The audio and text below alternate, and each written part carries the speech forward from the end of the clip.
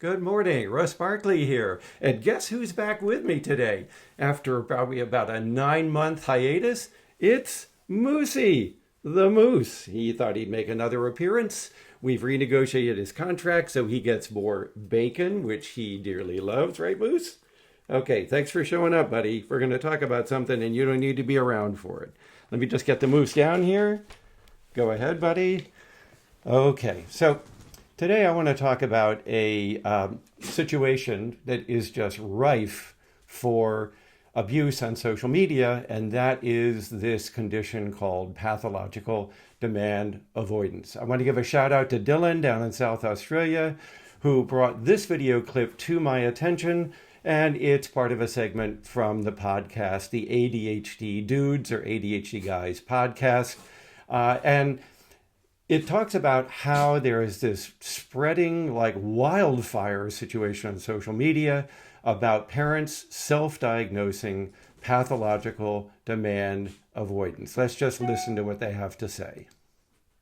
So, Mike, let's start off with, I think, one of our favorite ones, which is the self-diagnosing social contagion of pathological demand avoidance, which is a label that is not even a diagnosis.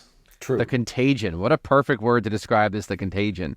This PDA stuff has just absolutely caught on like wildfire, and it's something that has risen right along with the rise of screens, the rise of permissive parenting.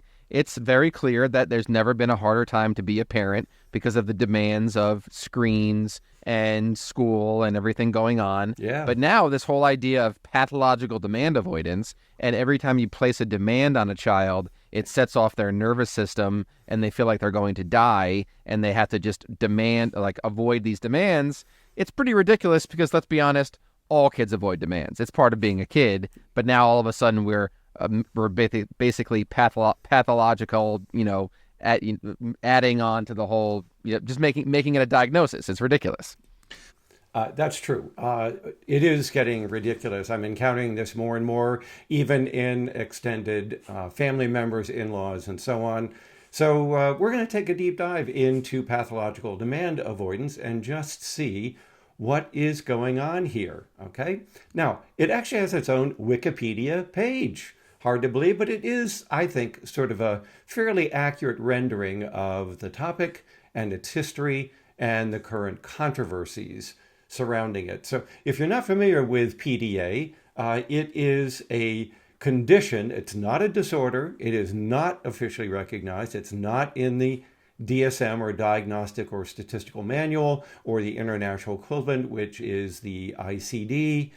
It's not there at all and hopefully will not be. But it refers to a situation in which there is greater than typical refusal to comply with requests or expectations, and often results in extreme efforts to avoid engaging in these social demands, so that any expectations, such as routine activities like brushing teeth and so on, is resisted by the individual, and they go to extreme avoidant behavior, sometimes including panic attacks or meltdowns. Now, how did this get started? It got started back in the 1970s and 80s by Elizabeth Newson over in the UK, in which she was noticing that a subset of children diagnosed on the autism spectrum also demonstrated this extreme demand avoidance.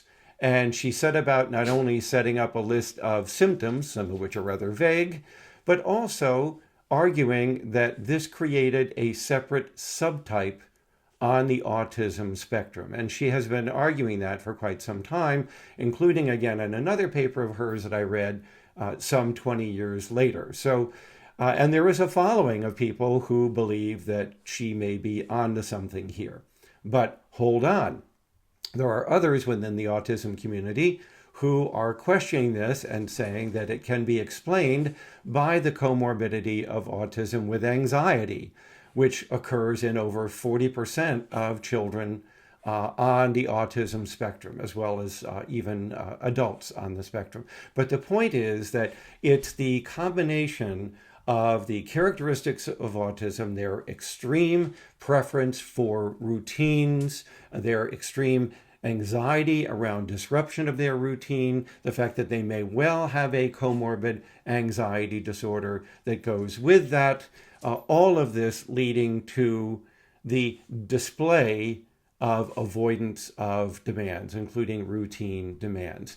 The other thing that is being challenged here is not only can it already be explained by the co-occurrence of well-known conditions that go with autism, and even symptoms of autism, but also that it begins to spill over into how do we distinguish this from everyday normal childhood defiance, which we know can occur particularly in kids 3 and under, and also when it proliferates into a more extreme condition, how do we distinguish it from oppositional defiant disorder? And those issues are not only raised in this Wikipedia page, but also in some other reviews of the literature. For instance, here's a review in 2021, a systematic review of all studies at the time. And by the way, the vast majority of studies began with children with autism. So no surprise,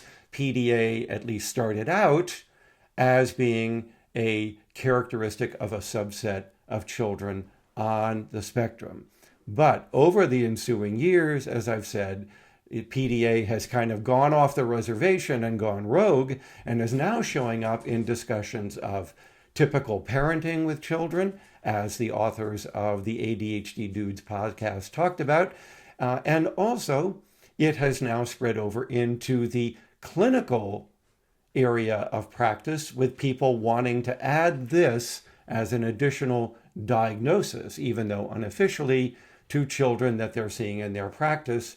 And as the ADHD guys talked about, we even have parents coming in and insisting that their child be diagnosed with this, as they argue, probably to avoid responsibility for maybe having engendered some of this in their own children through their low demand parenting, or soft parenting as it might be called. So that remains a possibility.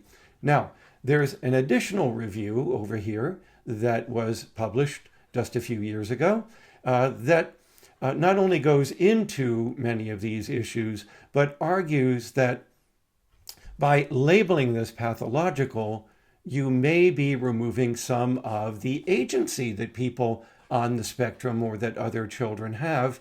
That is, some responsibility for their own behavior for which they can be held accountable. And so that becomes problematic as well. Look, there's our moose, and he would like to be out of the room at the moment. So hopefully he won't bark too much. Right, Moosey? Thanks. Maybe he just wants to be back on the air again. But the point is this. Is there such a thing as pathological demand avoidance? Of course. We see it not only in spectrum kids. I happen to have a grandson on the spectrum who has shown this occasionally.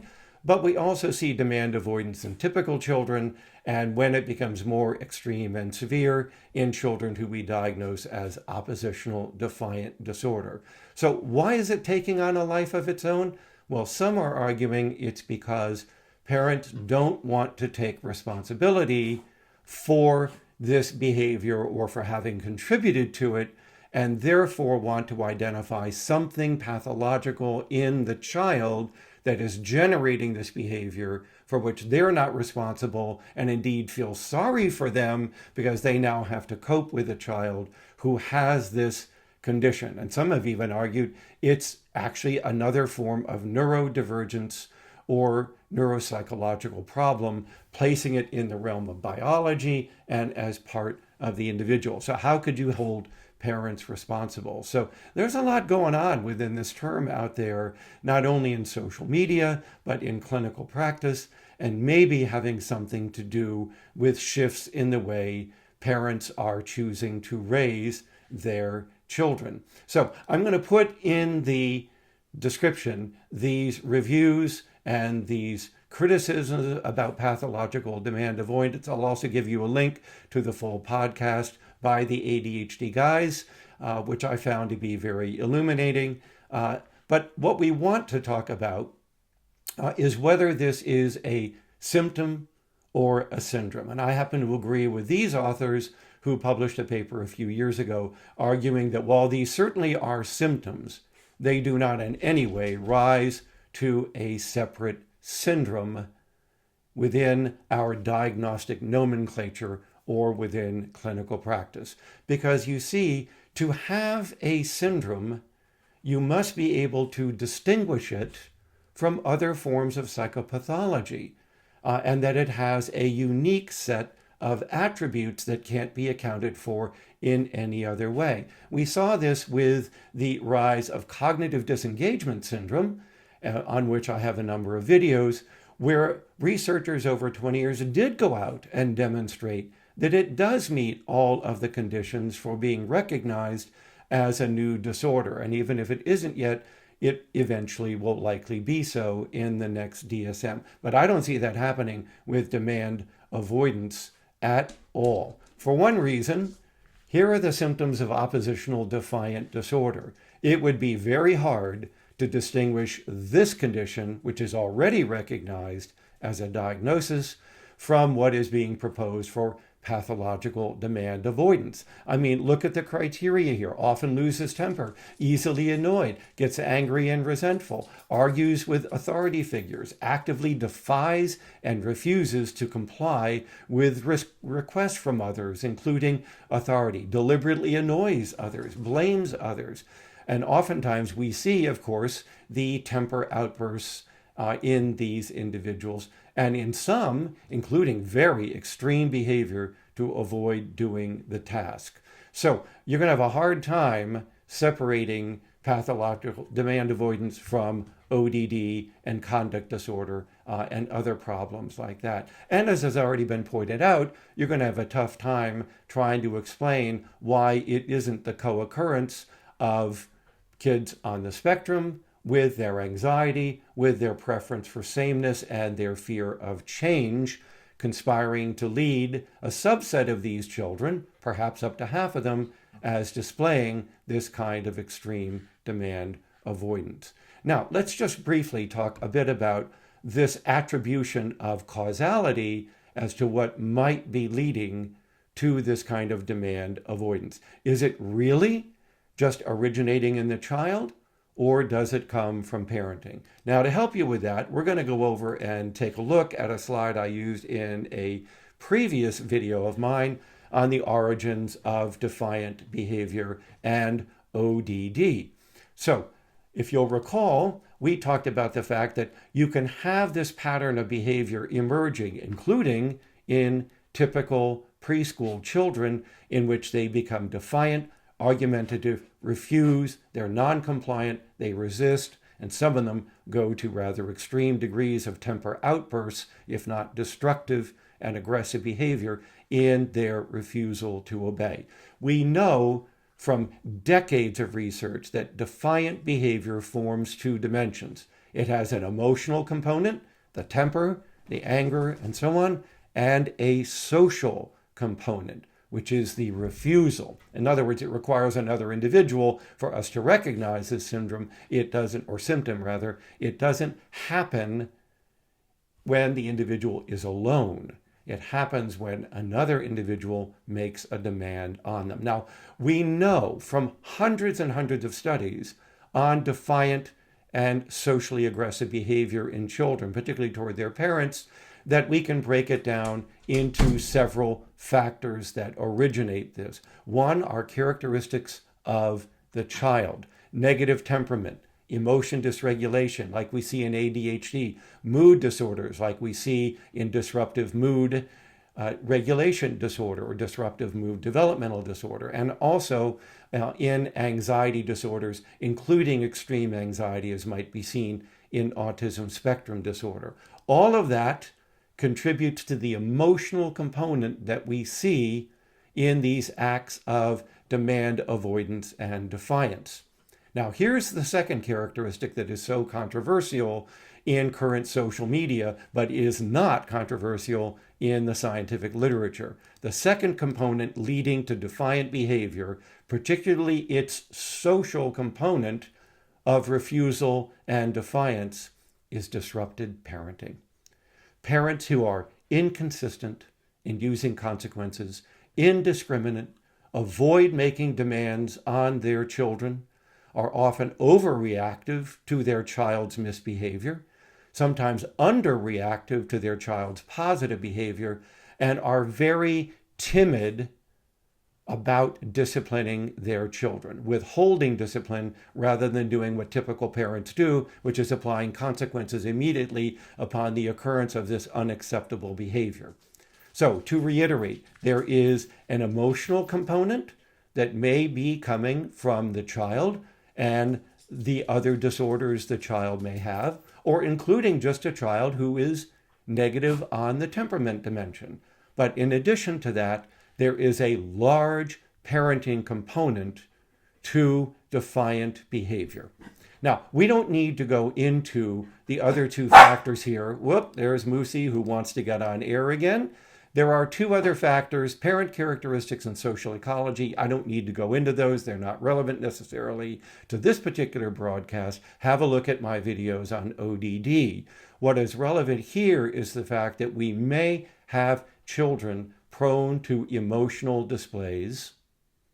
And then added to that is disrupted or poor or low demand parenting that further exacerbates defiant child behavior. In a way, what Gerald Patterson called the coercive family model of aggression. So that, I think, is what people are resisting, is this issue that parenting is involved in this, and therefore are seeking a psychological disorder within the child to explain it all. And of course, I think that is misguided. So there you have it, everybody. That's my take on pathological demand avoidance. Thanks for joining me for this video. Thanks for putting up with Moosey, who continues to want to get on air. I think he just wants to get out of the studio. And I hope to see you again next week for another commentary. Thanks for joining me, everybody, and be well.